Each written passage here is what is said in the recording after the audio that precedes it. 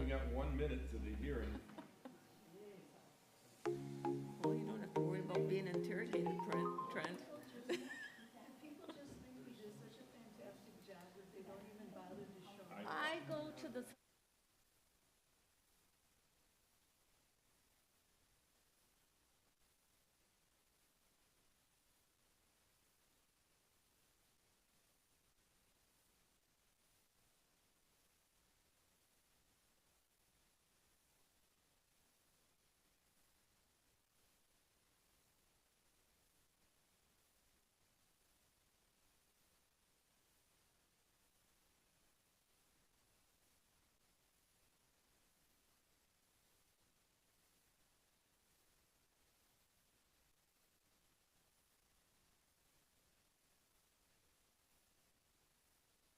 Never had no one Right. that I can remember. 23, 24 years, I've never been in it. And that long, you've never seen it? Never. No one's sure. All right, here we go. Ryan know where to start? I think Ryan does. All right, test. good evening. Good evening. Good evening. The public hearing on the proposed 2026 budget is now in session. We will be reviewing our budget on a line item basis, and this evening Trent Olson will be doing the honors for the town board. Hold your applause, please. So, Trent, I give you the floor. All right, yes, we'll kind of go down through this, just kind of hitting the main points here. So, No. I'm not sure, you putting that up on the board, or that's, no? No. Okay, all right, no problem. All right, so, yeah, starting out with just chairman and supervisor salaries, we're keeping those the same. Clerk treasurer, we do a 5% increase for annual salary. As we kind of move down, we did reduce our legal spend with lower expected legal expenses for next year. Increases, we had the election poll workers fees. We went from a $3,000 budget this year to $12,000, as we expect potentially 4 elections next year. Trent, if I might, you might want to just mention what row you're on. Oh, for I'm sorry, continuity. yeah, okay, sorry, yep. What do we call it, roll 14? Was election, yeah. All right, kind of cruising down, not a lot of activity there. Line 24, office equipment. That one we increased up to $7,000 for possible laptop updates. And then no real changes. Town hall grounds there. Let's see here. Business owners insurance, I did check on that with Amy. That is based on a quote from the insurance company, so a little higher than last year's budget, but less than what we're expecting for 2025. What line are you on again? Oh, I'm sorry, 35. Okay. Yeah. Let's see here, line 47, fire protection, that's 412,000 about. That's our agreed upon contract with Sturgeon Bay Fire Department. EMR call pay on line 49, we have increased. That increase is due to increased call responses in 2025. Road maintenance and mowing, I just want to bring up the note there. So this year was 2025, line 58, 2025, we did plan on doing a double cut, but that did not occur, so that's being moved to 2026. Hopefully weather permitting, we'll be able to do that. Road construction on line 61, we did have a little left in the budget, so we increased that. We've been at 400,000 for several years, going up to 450,000. Let's see here. And a lot of them stayed the same here. 64 Yeah. Oh, let's see. line. Tree trimming. That's Oh, the yeah. same, but just, right. Yeah, all right, yeah, cleaning up the right-of-ways, tree trimming, yep, so that's up to 25,000. Did we get billing on that, Amy? We have not. Okay. Sorry, Trent, go ahead. Nope, that's all right. Whitefish Bay boat ramp, we have 1,000, that's been up to 2,500 on line 71 for 2,500 for 2026. Just, some improvements there. I believe we're gonna be working on the lighting a little bit. Let's see. Line 82, I have the cable operation expenses, savings from canceling our cable broadcast, going to only the YouTube, so reduce the budget from 8,300 down to 500 for 2026. Let's see here. Yeah, kind of, line 93, the capital park and recreation.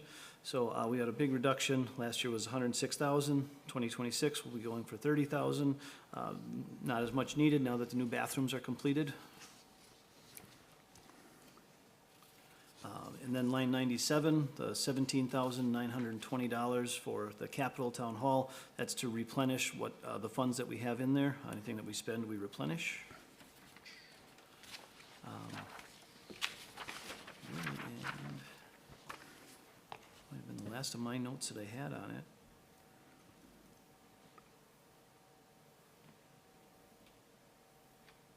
Yeah, I guess, no. You might want to put the total expenditures on the record anyway. Oh, gotcha, okay. Line Yeah, 99. sure, yep, and 103. 103. okay. Yeah, so, sure, so total expenditures, $1,574,088. And then with debt service, we're at $1,595,780. Excuse me. Okay. We go through revenues as well? Welcome. Okay, all right. Sure. Sure. Intergovernmental revenues totaled $440,004 for budget for next year. No major changes. What line? Oh, I should say, I'm sorry, line 117. Mm-hmm.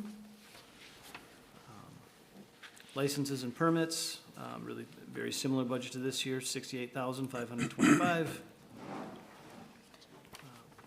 Public charges for services totals on line 135, 15,500. And then miscellaneous revenue, most of that's room tax receipts on line 143, be $222,050. So I guess total, or subtotal revenues is $768,079. Tax levy that we're looking for is on line 150 is $664,316, which tied up with, or combined with everything else. So total revenues on line 156 would be $1,595,780, which ties to our expenditures and debt.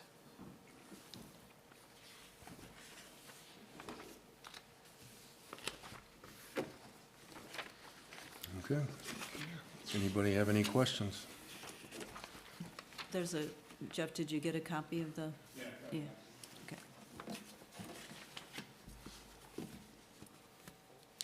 Being you're the only one sitting out there, do you have any questions? I didn't know if the question was directed, comment was directed to the board or to the audience.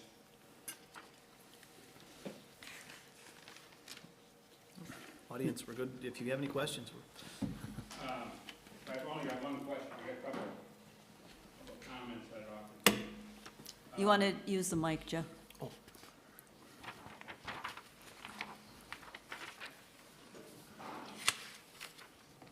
My question refers to, and I'll just go through all three of them and you can respond or not, if it feels appropriate. My Yes. question refers to the office equipment account, which is line 61, with a 250% increase in the budget and really no explanation in the comments, so I wonder why that's going on. Which line? Office equipment? office equipment. What that's for is our laptops are getting pretty old, so as long as we can get a decent quote, we're gonna replace some laptops next year. More than one? I Yes, yeah. Okay, thank you. So my first comment would relate to road construction, which you've heard me say before, but I again would urge the board to take a hard look at how it budgets for road construction. You have proposed budgeting the same amount you have for at least the last 2 years, despite the fact that, like everything else, prices are going up. More importantly, none of those years have you actually met or been able to meet the expense of the need you identified in doing the road survey. The best you've done is about 50% a year. Well, So, that's- and that is a, That's intentional. that's just not going to work in the long run.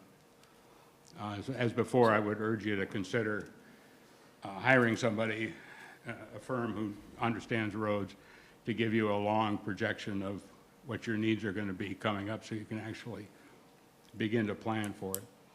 And the second comment relates to fund balance. And I somewhat apologize, I didn't have a chance to go through this in great detail, but you have $800,000 in the bank right now. And from what I see, at least according to the labels, only 13 grand of that is restricted, which means you have about $87,000 in unrestricted funds. Your fund balance policy calls for a fund balance of 15%, which would be 240 based upon your 240,000, based upon your current expenses. So you're 500,000 roughly over what you should be for fund balance. So I would, again, urge the board to take a hard look at that and how you're budgeting and how you're managing your finances. And you have a fund balance policy that you're not in compliance with. And, you know, one thing to do is come in compliance, the other is to change the policy, but that's up to you. Thank you. Did you want me to answer any of those questions? Well, let's start with a couple quick ones, and then you can answer that, Amy. Okay. On the office thing, as Trent indicated, we're looking to replace 6 laptops, so that's the reason for that. And Trent explained that during the meeting, but Okay. unfortunately, you weren't here yet. With respect to road construction, we went from 400 to 450,000. And Amy, I know that these numbers are tough to track, but you can address how much we've spent, actual spend. In the previous years, we've actually been very, I mean, I don't have last year's numbers right off the top of my head, but this year, we're very close to that $400,000 mark. We always want to be close to that because it also, there's an average in the governmental aids that we'll get based on how much that we complete. So they take 3 years and average it out to make sure that we are doing the amount that we are supposed to be doing. And then based on that, we get our general transportation aids. So if we underfund ourselves, they cut us back on the amount of money they give us. Well, let me, okay, first, and I apologize, but the copy of the budget I got, which was from the 2026 budget work session, has $400,000 budgeted for road construction for 2026. Yep. If that changed, it changed, but it's not 450 on the copy I have. Yep. Yep. You may have an old Updated. copy Yeah. that wasn't posted. Yep, You should have a copy right there. yep. There's new Take one of copies those, Jeff. right there. Others. And Since the copy I got on Thursday, that's fine, if it changed, it changed. That, and it's, my point is not whether you spent it or not. My point is, if I remember correctly, if you take the projects you identified as needing to be done last year, they total about $800,000. That means there's $400,000 of road work you did not get done. You got another $450 for this year. Those 400,000 of projects, or whatever the number is, have not been done. Other roads have deteriorated. I don't know what the number is. What I do know is that anyone who manages a building or any facility will tell you the most expensive maintenance is deferred maintenance. And that's what's going on. I mean, and your problems, our problems with the roads and money is no different than anybody else's around here. I understand that. And who was it? Somebody just south of here just voted to exceed their revenue limit so they could do the roads they needed to do. Oh, it's Gardner. Anyway, it's, I don't mean to debate, it's for the board to discuss, not for me to argue with you, and for the board to decide. Could I And comment it's on that? not something you're gonna decide at a budget hearing, I understand. Also, when we go on our road tour and we identify 5 or 6 projects, I don't think it was ever our intent to complete all of those projects, but if we do apply for a grant or local road improvement funds, that project needed to be on our radar radar for at least 2 years. So when we do our road tour and we document that this is a future project, that's kind of our backup when we apply for grant funds, that it had to be, that we were aware of it and it needed work done. So that might clarify a little bit why we identify 8 projects and only do 3 or 4. Does that help? It doesn't, because in the times I've followed this, you haven't gotten a grant to do road work, so. Oh, no, It's- we got LRIP funds LRIPs. every other year. We did Yeah. not apply this that year, means. but we've gotten funds every other year for LRIP. All right. I'm on the committee, so I know. And that's all in the monthly budget, the annual, or not the annual, the monthly budget that we get throughout the year, that I provide you. Those running totals are in there. So I want to say if you were looking at that budget that we had, that I given you, those numbers were yet from October, I want to say, or through October. So on that particular one, the balance might have not been reflected that, last month, I believe we got a very large bill. I want to say it was either 200 or 300,000 from the county. This month, it's 52,000. So we're definitely meeting that. Don't misunderstand, I'm not claiming you're not spending $400,000. I know you're Okay. spending 400 or close to it, that's not my point. Okay. Anyway, but, I mean, I did not come to debate, I understand it, it's your decision, you need to do it, I just And suggest then again that you just take a to- hard look at it. Touch on those restricted and unrestricted funds. So those restricted funds is that 13,000 that are restricted for the EMRs. So then we also have designated funds. Designated funds are things that we put away for capital use. So that would be some of that is what you're looking at when we're encompassing that 50 or 500,000 that you're stating that we have over and above.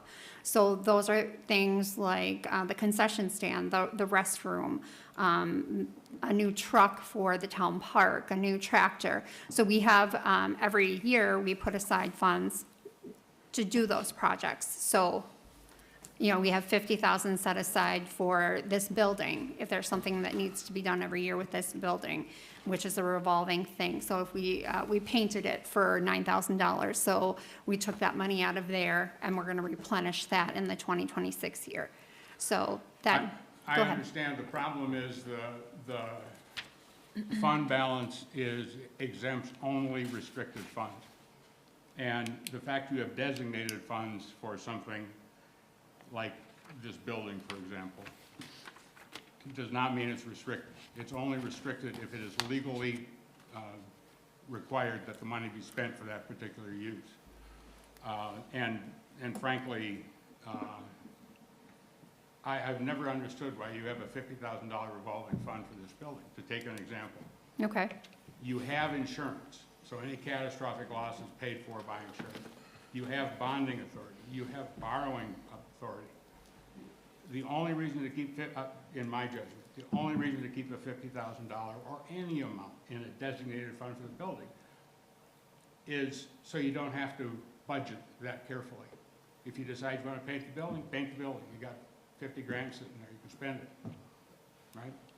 My point is, I understand that those funds are designated because it says it, and you spell it out, I understand that.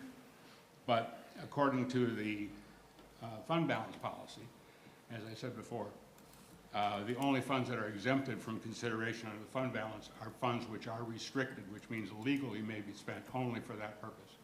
And your designated funds are not. Well, I think designated funds are a prudent way to deal with expenses that we have. On the, as far as the building goes, I can remember a couple of years back, we spent $25,000 for a well, one that we did not anticipate. So we do have a revolving fund there. Maybe it's a little over, maybe it's not. As far as the designated funds go, that's the best way to address those expenses as they come up. We set aside funds over the course of the year, depending on the project, or funds are reserved from year to year, depending on what's up. So I hear what you're saying, but I don't think there's a different way to operate without always having to try and play catch-up. Well, that's what a fund balance is for. If you decide you have to put it in a well that you didn't expect, that's what the fund balance is for. The problem with something like excessive, what I'll call excessive fund balance, is that it relieves a board of the requirement that you budget accurately and that you think about what you've got coming down the road and that you have to pay for. And if something comes up, instead of having money in the bank that you can just go say, okay, we didn't plan this, let's spend it on this, you have to decide. Do we put it off for next year? Or do we hit the fund balance, or do we cut spending somewhere else? And I'll give you, to me, the classic example of the problem with this.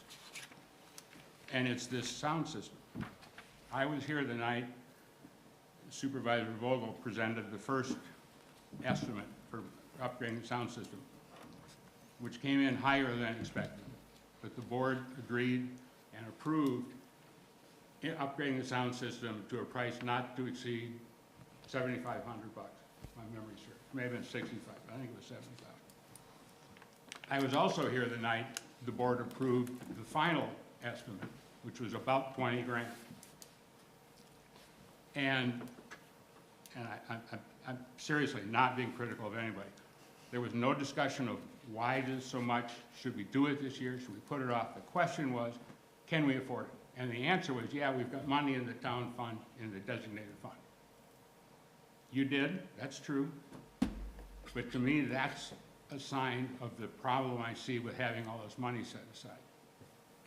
Is that it removes the need, not removes, it alleviates the need to budget accurately and to plan, not just 1 year, but 2 or 3, 4 years out. Thank you. I've taken more time than I should have, but I appreciate your listening to me. All right, thank you much. Dale, did you have any, since, You can say you agree with me. you could, But he doesn't have mics, we can't. not a problem. Okay, anyone have any other comments? Otherwise, we're gonna close the public hearing on the proposed budget. Hearing none, it's closed. All right, we're gonna move on to the notice of the special town board meeting. And, in that case, it is Monday, November 17th, and in this case, it's 6:20 PM, or immediately following the public hearing. So we'll call it to order, and we'll do the Pledge of Allegiance. I pledge allegiance to the flag of the United States of America and to the republic for which it stands, one nation, under God, indivisible, with liberty and justice for all. Okay, thank you. I think we have the introduction part of the meeting down, unless you'd like to reintroduce yourselves. All right, in that No, case, you do have the option at the special town meeting to be able to make a motion if you so choose. That's there. First step will be the approval of the board, approval of the previous minutes from the board meeting on November 17th of 2024. A motion to approve those would be appropriate. Isn't it the 18th, Monday the 18th, 2024? No? Yes. Yeah. Yep, sorry, I'm reading off the, it is, correct. Yeah. Monday, the 18th, I'm reading off of the agenda, which has an error. So we can still approve those meeting minutes as well. I'll approve the meeting minutes from Monday, November 18th, 2024. Okay, motion by Mark, second Second? by Trent. All those in favor signify by saying aye. Aye. Opposed? Motion carries, all right. Next order of business is the resolution to approve the tax rate, which is Resolution 04-2025, adopt a tax levy for 2025 to be collected in 2026. And as we indicated in the budget hearing, the proposed budget as presented by the Town Board of Supervisors have a total expenditures of $1,595,780 $780, excuse me, with a general property tax levy of $686,008. So with that, we would need a motion to approve this resolution and a second. And either of you, if you would like, you're welcome to make said motion. I'll make the motion to approve. All right. Well, motion by Dale and a second by Jeff. All right, It's something in the air? $686,008 or $686,006? On the resolution, it says 8. It says I know it 800. says 8, but I thought If we're off by $2. $2, I won't argue eight over on $2. here.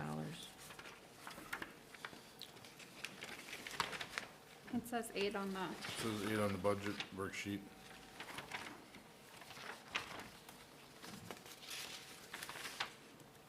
Okay. All right, I think it was 6 in the workshop. No big deal. Okay, so we're good with the 686 and 8? All right, so we have a motion by motion by Dale, second by Jeff. We have 1, 2, 3, 4, 5, 6, 7, 8 electors. All right, all those in favor signify by saying aye. Aye. Opposed? Last chance, so we have it approved, 8 voting in the positive, no extensions. I think that takes care of everything. All right.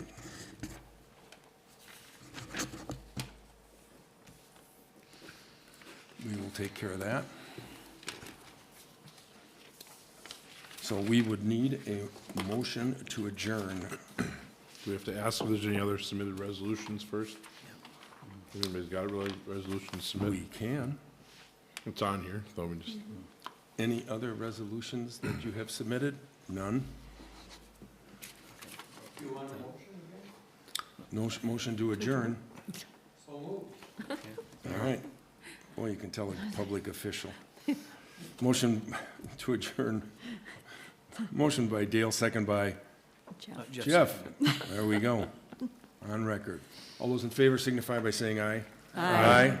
Okay, we are adjourned. Do we need to take a break? that was a lot, probably should all go there, take a walk, stretch our legs.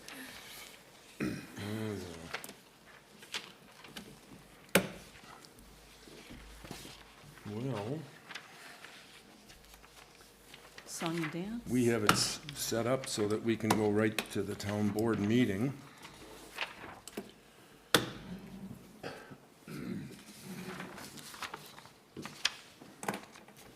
Are we still on recording?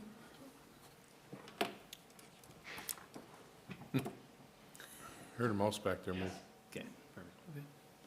Okay. Okay, Well, should we start up? Oh, well, no, I was gonna, do you want to pause for a Do you want moment? to pause?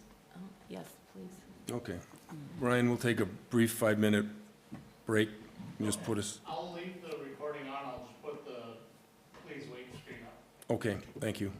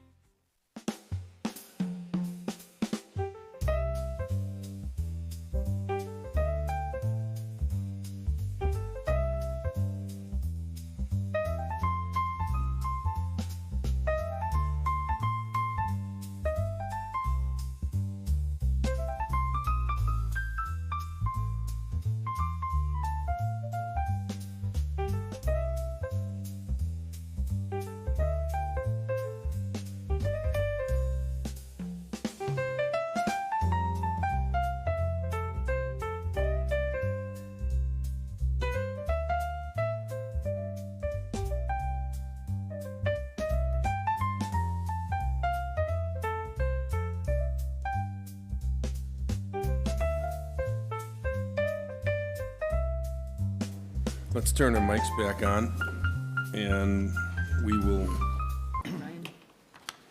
Ryan's good to go, I believe. Yes.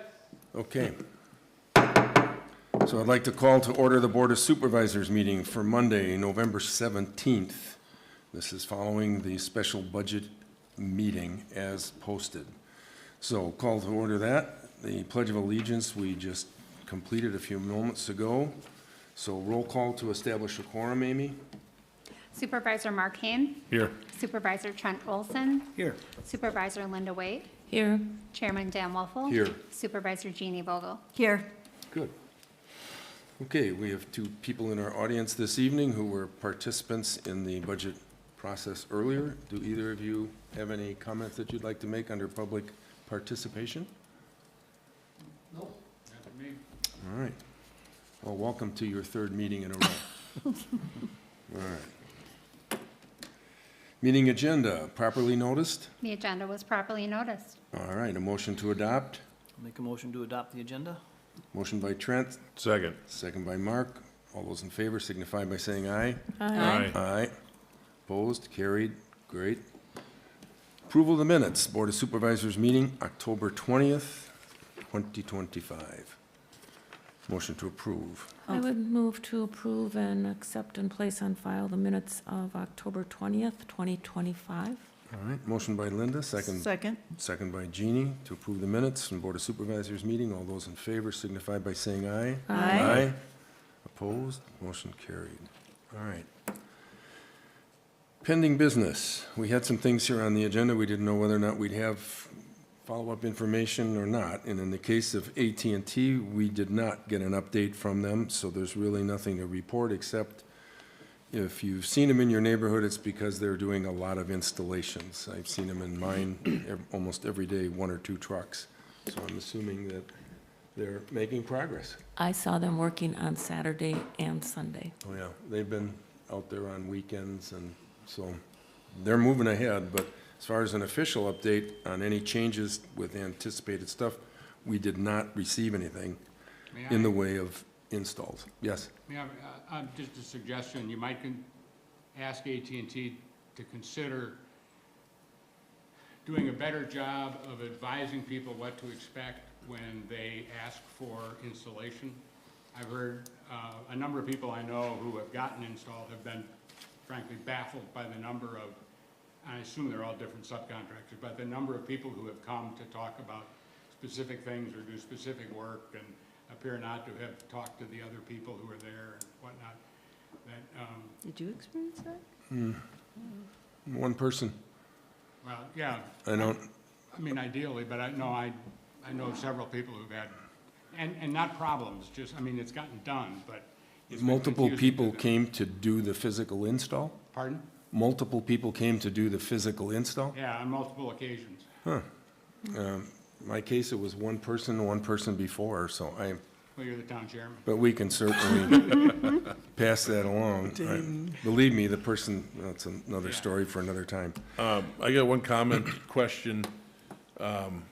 What do we do with all the parts of the trees they just throw in the ditch? No, they're They've been them cleaning up. them up. When? I don't know, but It's they've been- gone around and cleaned up Okay, a 'cause it's been lot. a couple weeks. Wouldn't surprise me, they were behind on Okay. patching lawns and things, but they have gone around and picked up what I've Yeah, seen, because they said that was part of what would happen. so. Good deal. If that doesn't, if it gets delayed a whole lot longer, let me know and I'll communicate. There is one addition from AT&T which I neglected to mention, and that is we got our bill. I No think we- update, but they can bill us, right? Yeah, we did receive a bill, because at last month's meeting, they told us they were at 47%, and the gateway, or the gating factor was 25%, so that caused me to move ahead and go for the loan application because of the timeline to get it paid and have money to make the next payment, which I expect they will be sending us an invoice shortly, because they're got to be closing in on 50%. Excuse me. So, which takes us to the next topic, which is the Commissioners of Public Lands. We did the temporary, I guess, the pre-application with them. And we received the packet this morning from them, the formal loan package, reflecting the amount of the loan that we've agreed to, the term and the interest rates. Regrettably, even though there were reductions in the interest rates from the feds, it is not reflected in the Commissioners of Public Lands. It's still at 5.5% for a 10-year term. But what we're going to do tonight is, we've already approved all of this at prior meetings, but we do need to formally do a resolution, which was at your desk this evening, in order to meet their timeline, which is 8 days before their next board meeting, and their next board meeting is the first and third Tuesdays of each month, and they have a time lag. So basically, that's all covered inside the document that you have. Amy will complete all of the paperwork, we'll get it signed and out the door with the resolution, and then they will make the disbursements. And we have, oh, there's, hi Hugh. We have the resolution. You should all have a copy of this, right? And I'm gonna guess, Amy, since you pulled this came right from them, basically? Yes, Okay. this is the one similar to when we did the pickleball courts. Okay. So, basically, it's saying that we as board members have approved and are authorizing and approving the borrowing of $1,129,000 from the trust funds of the state of Wisconsin, and essentially that we agree to repay it. And we are adopting a resolution upon levying, all the taxable property in the town, and that we have annual tax funds sufficient to make the installments. And just as a reminder, on this loan, because of the timing and the way that it works with them, we will not make an actual payment on this loan until March of '27. Correct? Correct. Okay, so March of '27. We did take a look, just for informational purposes, to see what the impact of this based on today's or tonight's tax rate, and that came out to approximately 10 cents per thousand more than the current tax rate, if we basically were there. So pretty negligible impact over the course of the term. So with that, you guys have any questions here with respect to this? Otherwise, I need a motion to approve this resolution. Amy, should it be by roll call? Resolutions do not have to be, ordinances do. If you'd like it by roll call, I can Let's do it by roll call, just to be on the safe side. Okay, Supervisor Olson? We have to Oh, have I'm a sorry. motion. Oh, motion. It's okay, we need a motion first. I just want to Go ahead. So on the resolution, it says, loan is to be continued for a term of 10 years from the 15th date of March preceding the date of the loan is made. So it would be 10 years from last March, right, would be the final payment of the loan? 10 years. Preceding the date that the loan Loan is made. is, second paragraph, right? The loan Yes. is continued for a term of 10 years from the 15th day of March, preceding the date the loan is made. Preceding the date the loan is made, well. 5%. 10 years.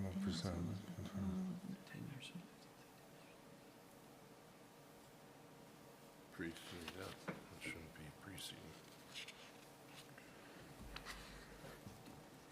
The March preceding the, I don't know. Yeah. So I guess it looks like it's going to be more of like a 9.5-year loan would be my guess. We don't have to, You know, it's, we've got an amortization schedule, do we? and that, I think did they send that back to you with this, or does it come after the That fact? comes after. But I think we went and pulled one anyhow, take a Yes. look. I think it's a 10-year trend. I don't understand that verbiage. Yeah. That's just terms what of threw what's me up. off, was that preceding. It's confusing. Yeah. Well, we will double check to make sure that that Okay. date is correct. Absolutely. 10% of 10/15th. All right. And, well, if you look on page 4 of the Of this package? Commission's line, Yep. it says, The loan is to be payable within 10 years from the 15th day of March, What preceding the date of the loan. preceding Page 4, as your, form of record. oh, The, excuse me. Be the fourth paragraph on page 4.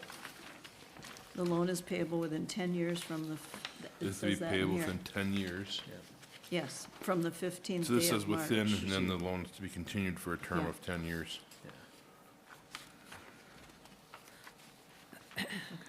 Maybe it has to do with the disbursement date, because you have 45 days, you have to, after it's been approved, to take the money. And I don't, we'll confirm that it's got the right verbiage. Yeah, Okay. you keep reading, And then it says from the Either. 15th day of March next. 15th day of March next, and thereafter annually as provided by law. Yeah, You know, the whole idea, again, that- it's very confusing. the whole idea that you borrow money and don't make a payment on it for a year plus later, I don't understand anyhow, but, all right. Definitely to our Did we advantage. didn't get to a motion on this yet, No, because so somebody we needs to questioned it. start. Do you want a motion based on exactly what this resolution says? Or Yeah, we will, rather than any adjustments to be made of well, that we'll double check to make day, sure that the 15th day of 15th, March? the word preceding should be there. If So not, do- we'll So remove how it. should the motion state that we're checking on the word preceding? No. Approve it, make a motion to approve it as I'm not is. making that motion. If there has to be a correction by deleting a word, we will make that. The word being preceding.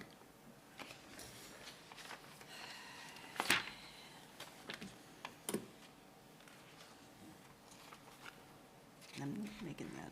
Pardon me? That's too, either we say it or we don't. Either Either it's. we say what? Well, either you're saying you're going to, as part of the motion, you're saying you're gonna check this proceeding, or it doesn't, it's not relevant, is it? It's not, if you say you're, just without the words, you're just saying, I make a motion to approve the town resolution 2025-06. I'm not, Can- Well, how do What could we make the motion contingent on a Verification. satisfactory That's- amortization schedule? Yeah. that's what I was really what we're talking looking- about. Yeah, yeah, We can do okay, that. yeah. Just, I don't know, I was trying to think of the right way to I'm say it. not trying to avoid, No, to I sidestep know, it. I know you're not, but Oh, okay. I don't want to make a motion that isn't really accurate. So, Okay. but I'm not making it, that Trent's got it down, so Yeah, go ahead. okay. Trent. Okay, So I'll make a motion that we approve the Town of Sevastopol Resolution 2025-06, pending we receive a satisfactory amortization schedule showing first payment being made March 15th, 2027. fine. sounds good. Motion by Trent, second by Jeannie. All right, any further discussion? If not, all those in favor, Well, we were hold gonna on, do a I'm gonna roll have a call. roll call on it. Roll Amy, go ahead. Supervisor Olson, Aye. Supervisor Vogel, Aye. Supervisor Waite, Aye. Supervisor Hain, Aye. Chairman Walpole. Aye. Okay, Can I motion, make one comment, Mr. Chairman? Thank you for including the benefit to the school libraries. If you looked at that last page, I mean, that endowment fund that the Bureau of Land Management, or Bureau of Land Commissioners, if you look at our area schools, I mean, Gibraltar, 43,000, Sevastopol, 53,000, even Washington Island. Southern So York, it is certainly beneficial that we utilize them when we can. Yes, I agree. It benefits everyone in Door County, actually, even though we pay the interest, but. all right. He buys a lot of books. $70 million. Okay, moving on, we had hoped, another one of these things, we thought we'd have resolution on the Shower Road grant application. We were expecting it 2 weeks ago, and we didn't get it. We expected it last week and didn't receive it, so Amy contacted the Foundation to find out if they could give us an update. And apparently, at the last minute, they found something in the grant application that they didn't feel they could move ahead with at this point. And so they sent it to their legal counsel for review with the comment that we'd know more in a, quote, few weeks, right? Correct. Yeah, and that was the extent of the conversation. They didn't share with us any details anywhere. So right now, we're in limbo. We had expressed to them that we obviously worked on the budget, and we're trying to figure out where this was tracking. And I did let Ken Pavich know, just since obviously the county's been involved in this. So I have nothing to share at this moment, other than we'll have to move on down the road a little bit till we hear more. So a lot of effort, so I hope it's not some, who knows, only be speculating. Okay. Here's an updated meeting schedule, and what's been added is open book and board of review. So please make sure you put those in your calendar, because you know we cannot change those once we move forward. So anybody have any questions relative to that? All right. With that, we have the notice of spring elections. Sticky paper this evening. All right, notice of spring elections, obviously they're in April of '26, and the incumbents that are up for re-election are Trent Olson and Jeannie Vogel. And the first date to circulate nomination papers is December 1st, and the final day for filing those papers is Tuesday, January 6th. And if there is a primary, it'll be on February 17th. And for the last day for an incumbent office holder not intending to seek re-election or to declare his non-candidacy is Friday, December 26th at 5 p.m. So you can take out nomination papers, if you so choose, at the town hall from the town clerk. Okay. So, although there's nothing in your packet, we do need a motion to approve the 2026 town budget, which we had just gone through earlier this evening. Okay, well, I'll make a motion to adopt and approve our budget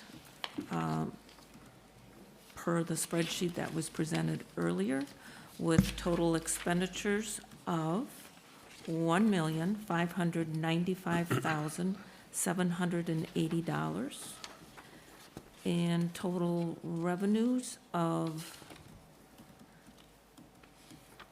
$768,079 plus total tax levy of $686,008 for total revenues of $1,595,780.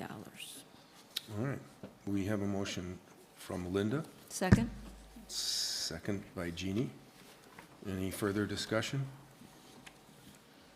Hearing none, all those in favor signify by saying aye. Aye. Opposed? All right, adopted.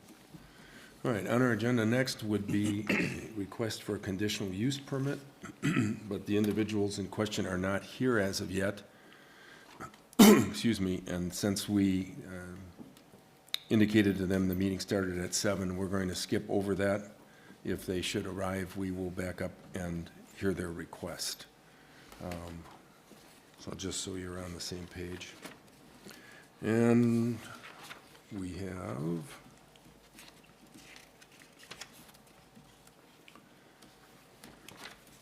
the resolution to adopt a tax rate. All right, and this is Resolution 25-05 TB. Establish a tax rate for 2025 to be collected in 2026. That's 2025-04, you said 05. It's 04 on our, Mine says 05. It's 05. oh. 06 was the one that, Oh, okay, I mislabeled it there. So what is it sorry, supposed to be? which, I'm using hard copy, so I don't have, Yep, What's in the On packet? the agenda. Oh. Right? Yeah, I mixed the two numbers up, so one says 05 and one says 06.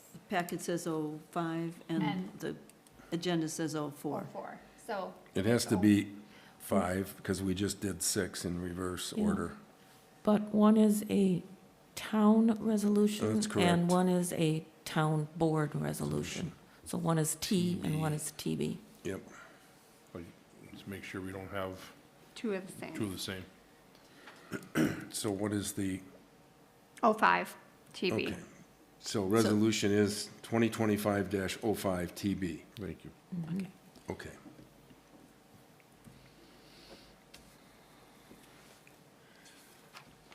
All right. I might as well go through this a little bit. Whereas a tax levy of $686,008 was adopted at a special town board meeting held on November 17th, 2025, in accordance with Section 60-10 of the Wisconsin statutes, and whereas the levy supports the 2026 budget as previously submitted and/or amended, and such hearing held pursuant to Section 59-90 of the Wisconsin statutes with total expenditures of $1,595,780. And whereas in accordance with Section 60.40, subsection 4 of Wisconsin statutes, the town board adopted the 2026 town budget on November 17th, 2025. Now therefore be it resolved that the tax mill rate in support of such a levy and budget be established at 0.509137113 for the year 2025 to be collected in 2026 based on the final statement of assessment for 2025 with an aggregate assessed value of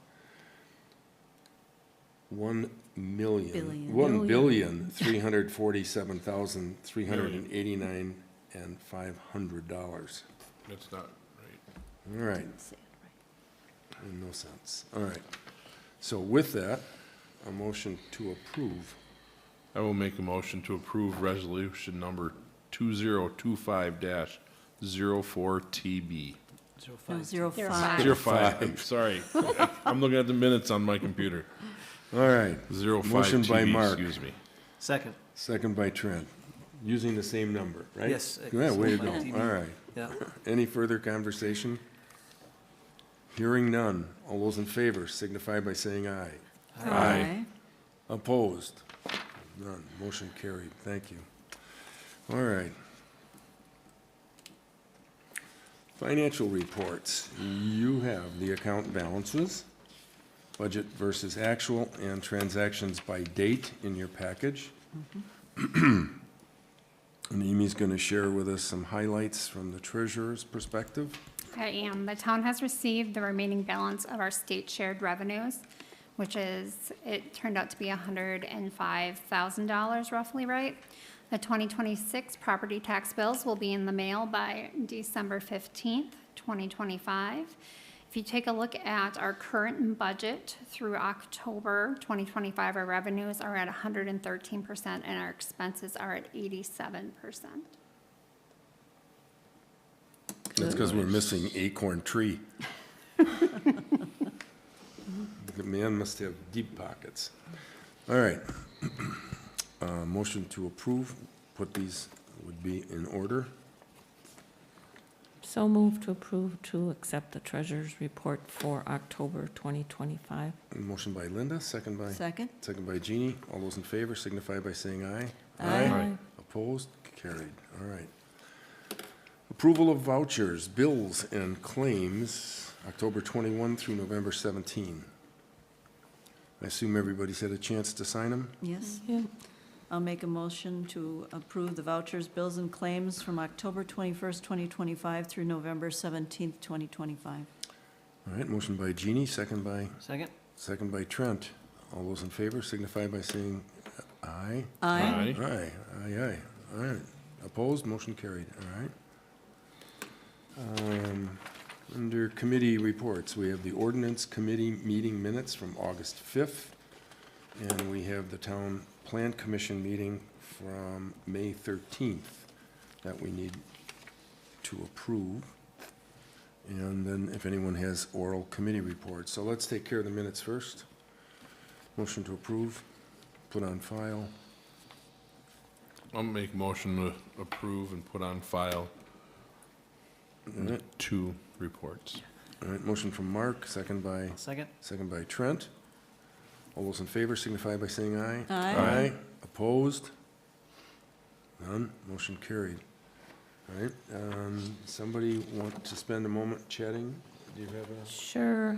The Door County Tourism Zone Commission Executive Committee meets Thursday, and on our agenda, we will consider Destination Door County's initial 2026 budget. We do get to give some input on their budgeting process, so that works out good. And then I did attend Destination Sturgeon Bay's board meeting on Thursday, October 30th. The new activity guide will be out for print shortly. Just for your information, they print 70,000 copies, 65 pages, and it's around $40,000. I didn't think that was too bad. Say that again, please. 70,000 copies of the activity, you know, that activity book. Right, got it. I know what you're talking about. Activity Yep. guide, yeah. The winter one, or I guess it's just one per year. $40,000, not bad. We should even do our newsletter. Oh, I'll comment on the newsletter when I'm done. And also, Destination Sturgeon Bay, they submitted their 2026 budget. And as you know, the town of Sevastopol designates the strategic community partnership funds that come from Destination Door County sends 19% of room tax to the business and visitor centers, and Sevastopol designated ours to go to Destination Sturgeon Bay. So for 2025, it was actually 83,000, and they're being conservative in their budget for 2026 and estimating that to be 77,000.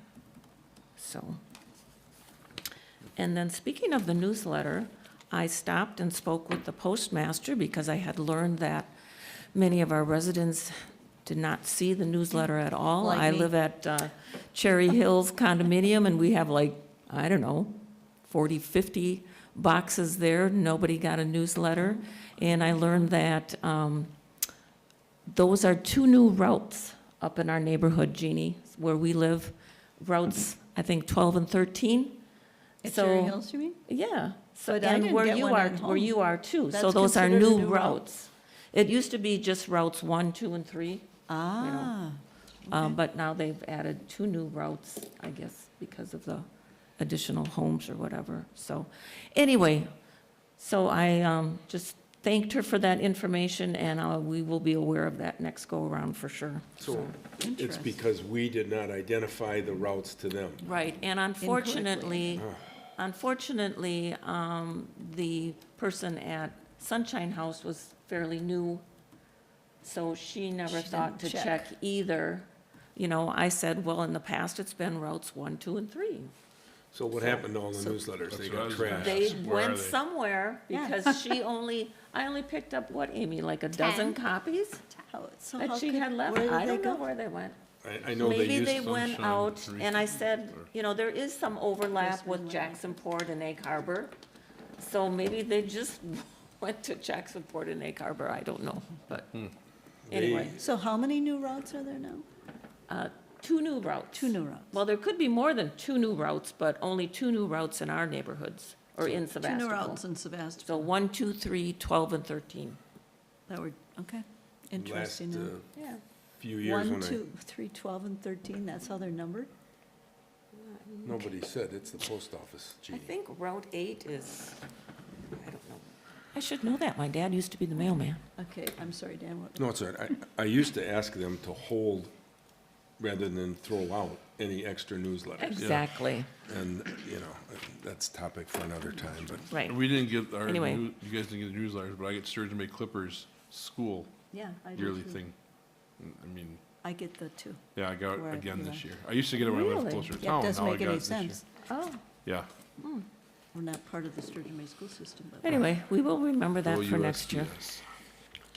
Well, it's always exciting dealing with the post office, you know? Yeah. Understaffed We're is still normal. happy to have them. Yes, we are. That's right. All right, we've covered, anyone else have oral committee reports? If not, we're going to go with the county board report from Supervisor Hugh Zettel. Hugh? Thank you, Mr. Chairman. At last month's meeting of the county board, I think I just wanted to summarize the main discussion, and that was regarding the need for a central station somewhere in the latitude, if you will, between Egg Harbor and Jacksonport.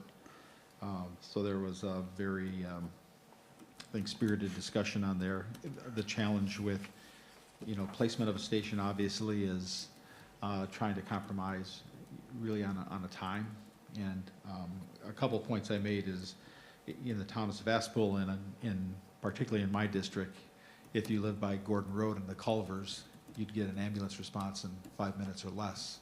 But on the far northeast end of my district by Cape Point, that might be a 17 to 19-minute response time. So does that mean I should be able to advocate for a station in Institute or Valmy so I could, make those average numbers work out for all the residents? We know that's just a tough putt to make.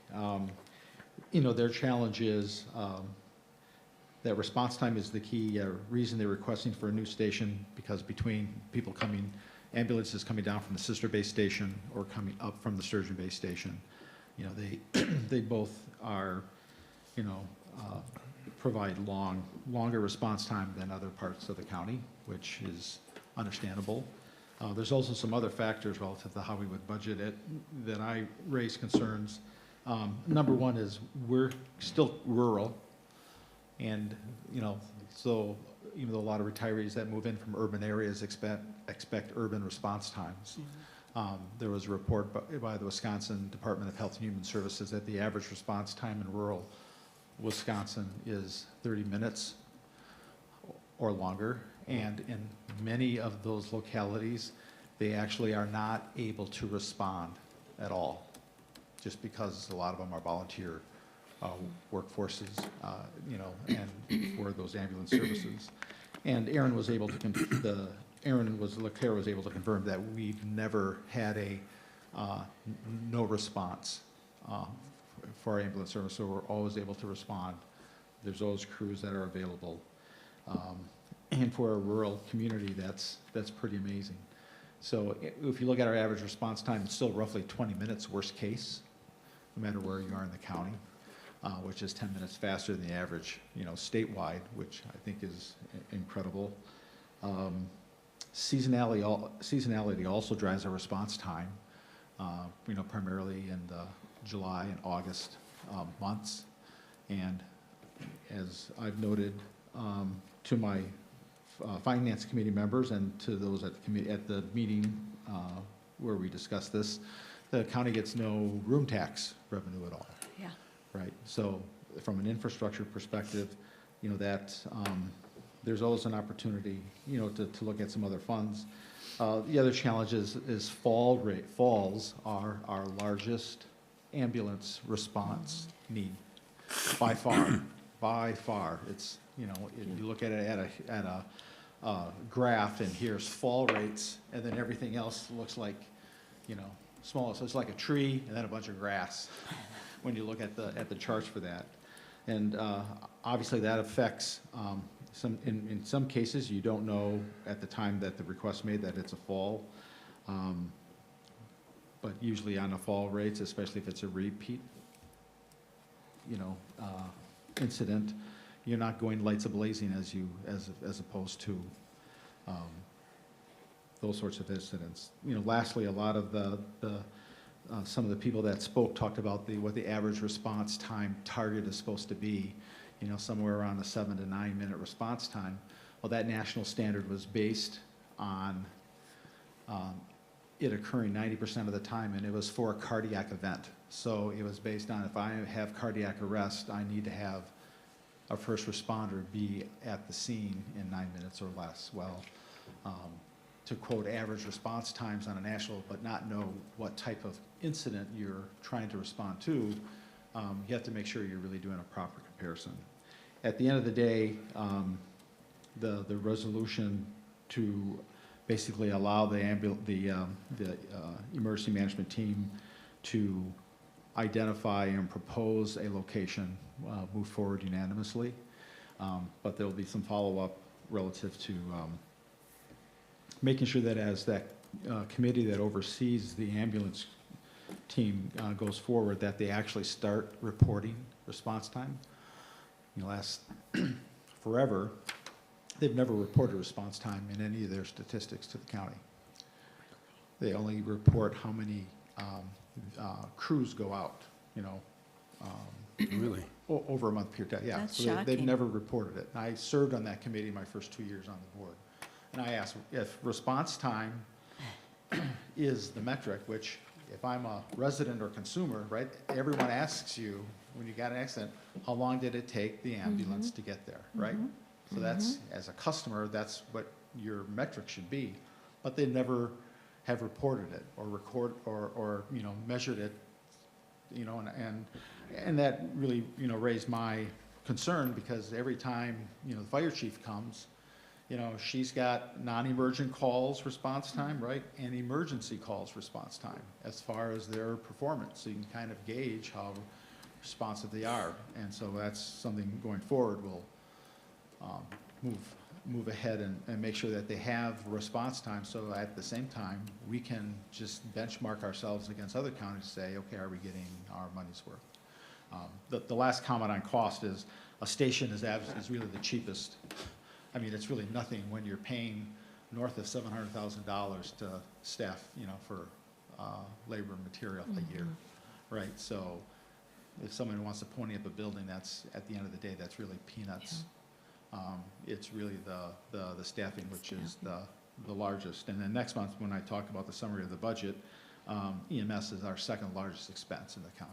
Sheriff's Department is number 1.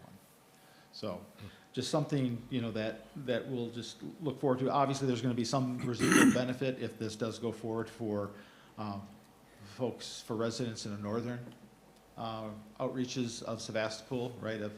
If by chance they say that we do a station in Jacksonville, well, that's a hop, skip, and a jump, right, from the northeast part of the town. And when you look at all the calls they make to Cave Point, that's advantageous in the summertime.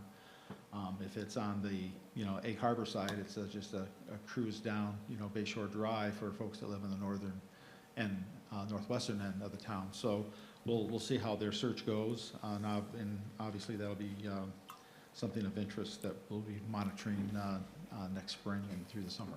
Hugh, I think you might have talked about this before, but how is it if this new facility does get built? What is the staffing situation?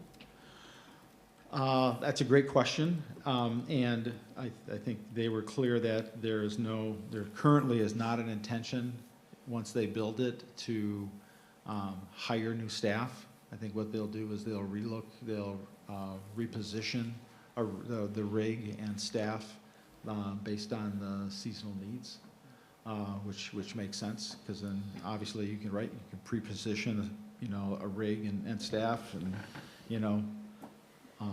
pumpkin patch days, that sort of thing, Mayfest, those sorts of things. You can do that and monitor response time, 4th of July, those heavy events, and be able to do that. But there currently are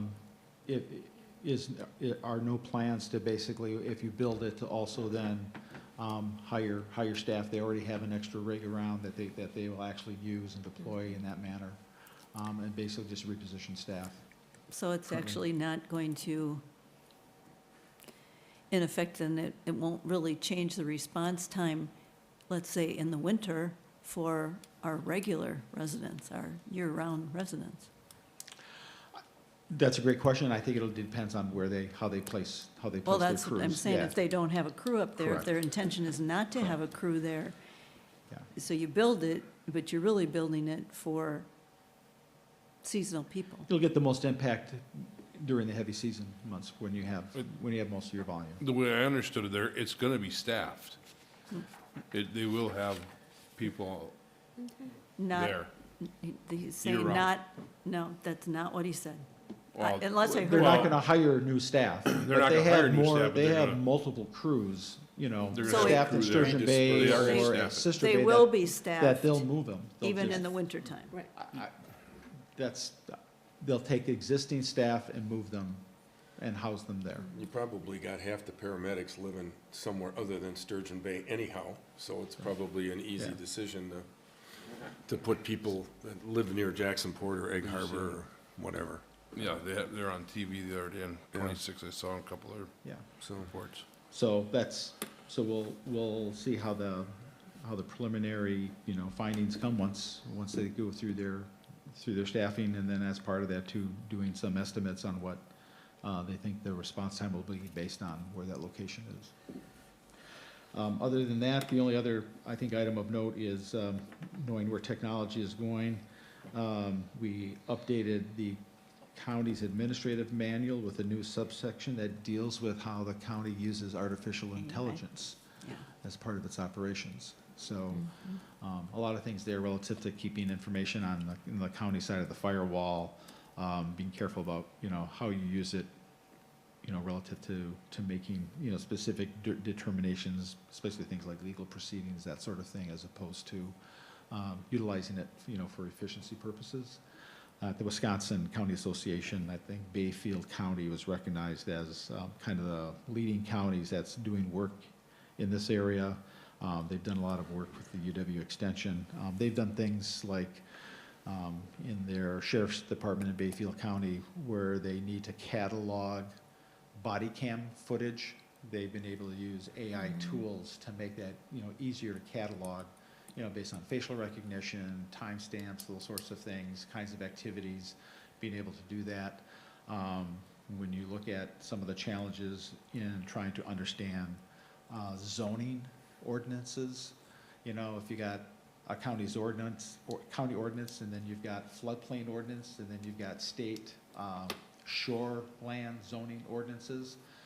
Bayfield County, for example, has used those ordinances as part of AI learning, and then when someone comes in a proposal for their property, it actually will do a preliminary assessment to help them assess, you know, what may work and what may not work, to just kind of help them with the analysis. So there's definitely some ways that it can help promote efficiencies, but, you know, taking some careful steps here so you're not running into those issues, you know, where court cases and legal briefs were done on AI and, you know, citing, you know, fictitious precedent and that sort of thing. So it's just, you know, very careful how we do that. And I think primarily keeping it on the county's, you know, side of the firewall relative to utilization of tools, protecting, you know, private information, all that good stuff. So more to come there.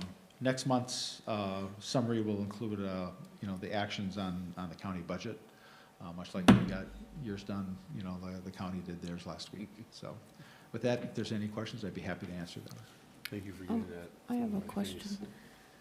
So on the ambulance response time, I mean, the EMRs are there pretty much Johnny on the spot, right? Does anybody ever take that into consideration? Now, like, for instance, how long does it take an EMR to get to, say, your house? Not that you would need one, but to your neighborhood, does anybody? I mean, I'm just thinking, the incidents that I know, it was less than 5 minutes and there was an EMR there. I think EMRs were highlighted in the discussion as being, you know, critical to you know, overall response time. I think as has been discussed in this meeting and in the county board meeting as well, is a lot of the EMRs are folks at work, you know, full-time, you know, jobs in many cases. And so I don't want to say the response time is erratic, but it's, you know, dependent, you know, typically on the mix of your EMR staff and, you know, what shifts they work and that sort of thing, right? Or if they're working a field and, you know, unable to respond. I mean, there's just a lot of those normal, instances that make it difficult to make a definitive answer of how much they contribute quantitatively, but we know they have a huge impact. Right. And, and there has been discussion about, in lieu of a station, are there ways we can incentivize EMRs more? Is there more per call? Are there other things we can do to help with participation rates? Because I know some of the towns are struggling with participation rates, just again due to the fact that a lot of these folks have other full-time jobs and doing this really as a service to the county. Yeah. So I think that's a factor that we'll continue to look at. It's one that I am always interested in. Are we providing the right and enough incentives, to help make sure we have a robust EMR community? Right. And then my second question, so yes, I am aware that falls have always, well, for many years been number one calls. So, and I'm guessing that patient confidentiality will come into play here, but if they are making a repeat ambulance call to the same location 6 times a year, could that get referred to like social services or something to check up on that person, saying, hey, it's really not safe for you to be here? And that's a great question. I know that the EMS team is working in conjunction with the ADRC and the hospital. I believe they're working on a grant or have received a grant recently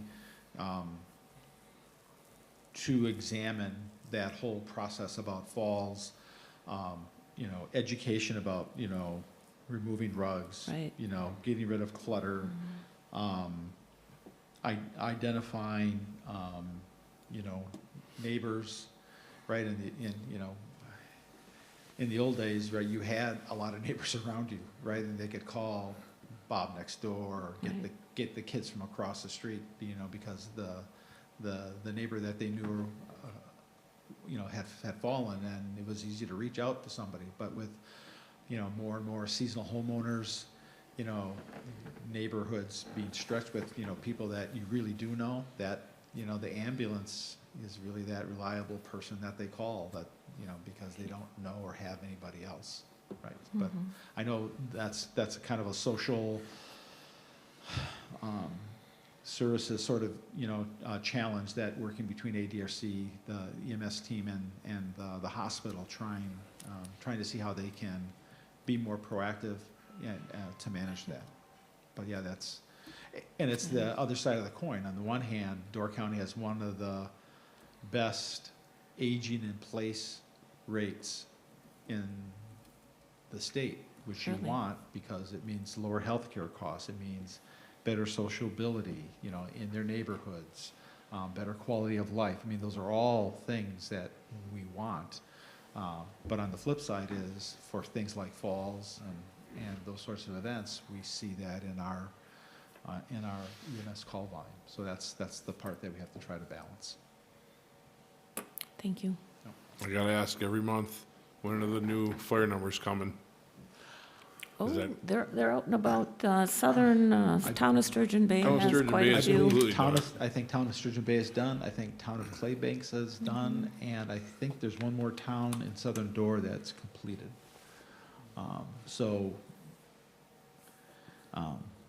Jeff Firestein, the kind of acting town supervisor, Has enlisted the aides of the Coast Guard. and basically said, hey, I'll do a pilot, I'll make my town the guinea pig, and that's what he did, and found, temporary help from his Coast Guard neighbors next door to where he lives, and, because on their off days, they like to get out and about, and they really, did a great job, working on it. So I think the part now is how do they, how they coordinate the staffing, to implement it, for the rest of the county. So they got it done faster, I think, than initial estimates. I think there are some challenges because of the flag type placement, not having them lean in a direction that was okay when they were parallel to the road. So there's some things there that obviously, you know, you now get Diggers Hotline involved, that sort of thing, if you have to reposition posts. But I think those are all things they're working on. I believe they have all of that material ordered. And anyone who gets a new address number, when that gets placed, it's actually placed with the new style. So they've kind of folded that in already as well. That's good. Yeah, I've seen some new ones in my neighborhood. Yeah. But so- well, I was questioning the placement because the green ones are up right close to the road, but some of these are like way back. Well, they're they're still within the right of way, and I think the other, one of the things they learned when they were talking to contractors doing the flag style is you gotta remember now with that flag, and you've got a snowplow coming through, you know, with a wall of snow, yes. it's Yep. gonna get battered this way. Right. So pushing it back a little bit is helpful in that manner, so that, because it's Good gonna take point. more of a beating Mhm. that way. So I think that's one of the reasons they wanna place it back a little bit more. Yeah, makes sense. Thanks. I have a couple, just to keep you busy. Actually, a comment. In the last week, or week and a half, we've gotten 3 follow-ups from Land Use Services on issues that have been reported, and a follow-up that was instituted on their own, which I was impressed, let's Yeah. put it that way, impressed.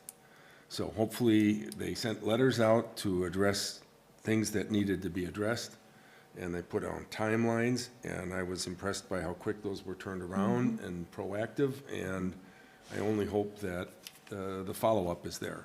But from my perspective today, it's a positive. Yeah. So just wanted to pass that on. I will definitely pass that on to Karen. Karen and her team. We have Yeah. a We're gonna review let her know coming up what's up. this week. Michael Hinkle is our Yeah. guy. Yeah, Yep, and on And that Jeff, note, in both. the latest November county board meeting, they have a summary report.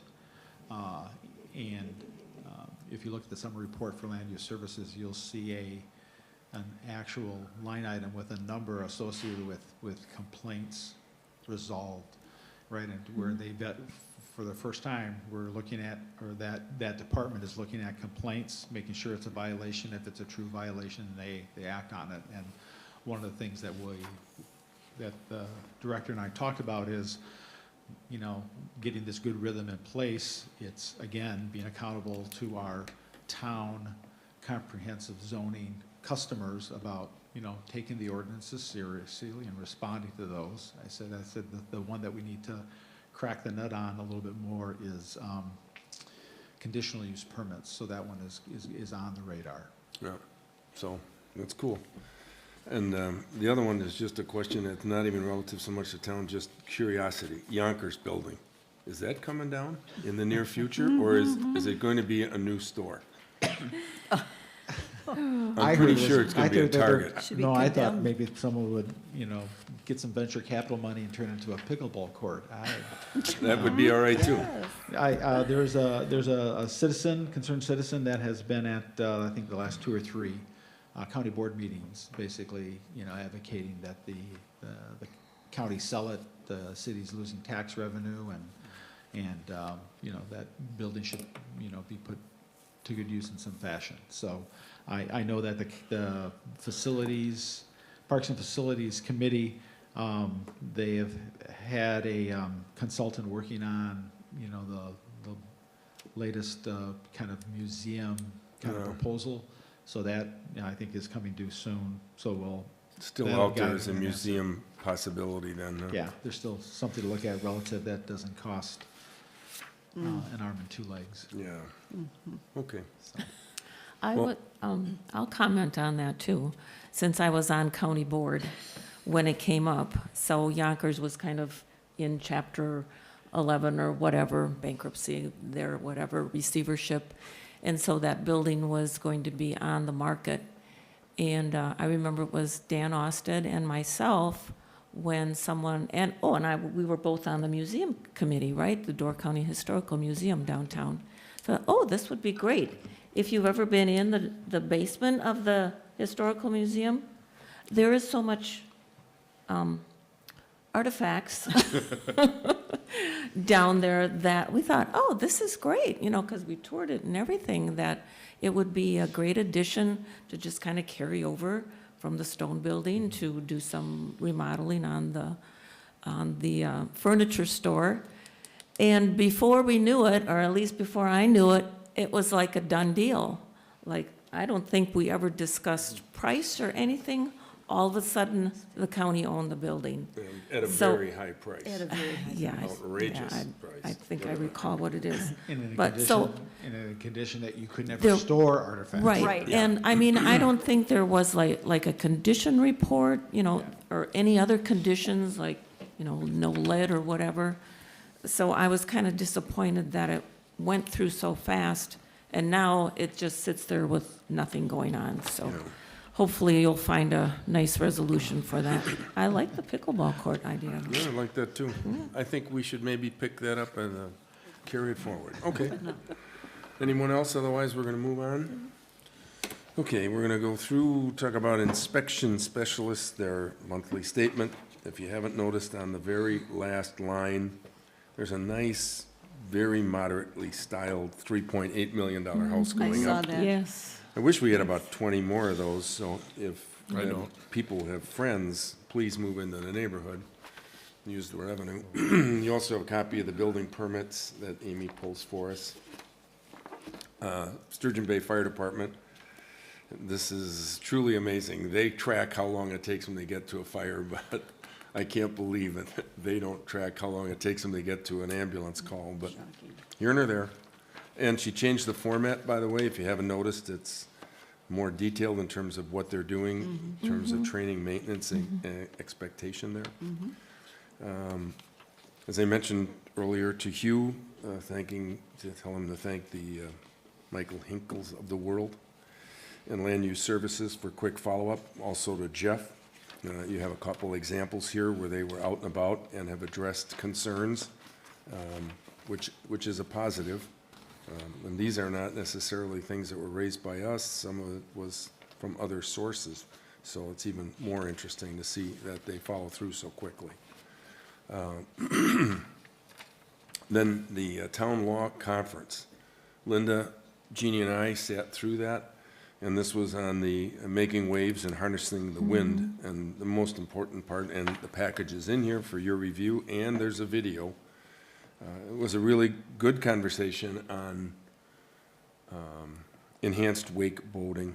And I guess the gist of it, after having sat through this and all of the other stuff that I've read, I think we're well off just not taking any action until some of this gets a little further down the road.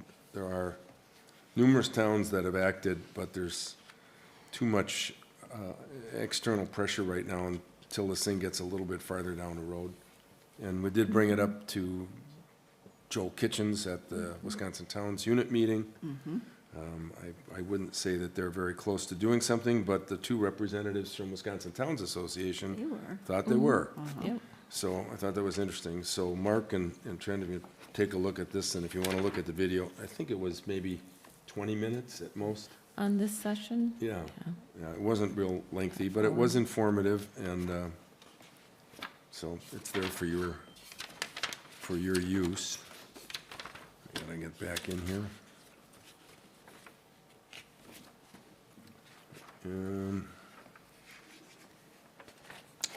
All right, that takes care of all of the correspondence. Excuse me. Announcements, you're gonna be stunned by the announcement that it's our 7th annual Town of Sevastopol Christmas Party, Friday, December 5th, from 5 to 8 p.m. Food, beverages, fun, games, door prizes, you name it, we have it. And if you haven't noticed, the town's already half decorated. Someone's been going bananas with LED lights. May I comment? Please. Thank you. Amy has been out and gathering up great door prizes, lots of gift certificates. So please come to our party. You will probably win something. Yes. Fun and games, yes. Good times. Our next Board of Supervisors meeting is Monday, December 15th at 7 p.m. If someone has something they would like on the agenda next month, contact me. Otherwise, it's time, I have to pause. You have to go I have to go back. Yeah, I agree. Yep. We go back to under our discussion about, how do you pronounce that? Sherman. Sherman. Sherman. Sherman. The Shermans, who had requested a conditional use permit in order to rebuild and expand their floor area on a single-family residence located at 5401 West Carla Court. They chose not to attend or have a representative attend the Town Plan Commission hearing on this, which is frankly a little irritating to get the people together and not have someone come to talk about their request. And obviously, this evening, we've certainly left time, even though our meeting was moved up, we've certainly allocated time for them to make an appearance. And again, no one has chosen to come up and answer any of our questions. There is a hearing on what day, Linda? I know you mentioned it earlier. The RPC will hear it on Thursday, December 4th at 3 PM is a public hearing. So, I mean, Linda's going to represent us, but I would encourage her to take a negative position on this. If no one bothers to show up at 2 meetings to present their case, I'm not sure that's something we should be supporting. So you don't want any action on it by the town board?